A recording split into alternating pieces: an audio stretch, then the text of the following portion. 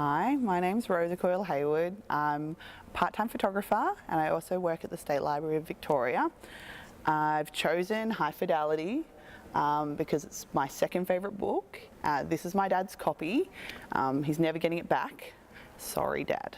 I've chosen to talk about a section, or do a section, that's about organising record collections, because this is an argument that I have with a lot of people. What is the best way to organise your record collection? So here I go. Tuesday night, I reorganised my record collection. I often do this at periods of emotional stress. There are some people who would find this a pretty dull way to spend an evening, but I'm not one of them. This is my life, and it's nice to be able to wade in it, immerse your arms in it, and touch it. When Laura was here, I had records arranged alphabetically.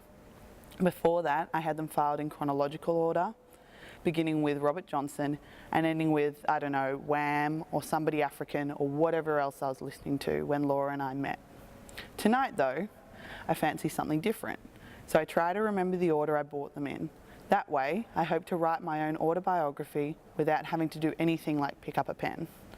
I pull the records off the shelves and put them in piles all over the sitting room floor and look for the revolver and go on from there. And when I'm finished, I'm flushed with a sense of self, because this, after all, is who I am. I like to be able to see how I got from Deep Purple to Howling Wolf in 25 moves.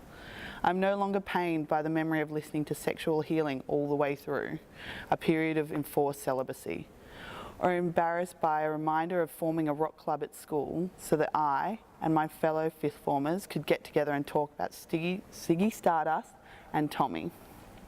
But what I really like is the feeling of security I get from my new filing system. I have made myself more complicated than I really am.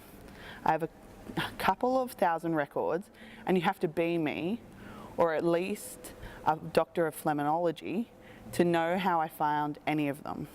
If I want to play, say, Blue by Joni Mitchell, I have to remember that I bought it for someone in autumn of 1983 and thought better of giving it to her, for reasons I don't really want to go into. Well, you don't know any of that, so you're knackered, really, aren't you? You'd have to ask me to dig it out for you, and for some reason, I find this enormously comforting.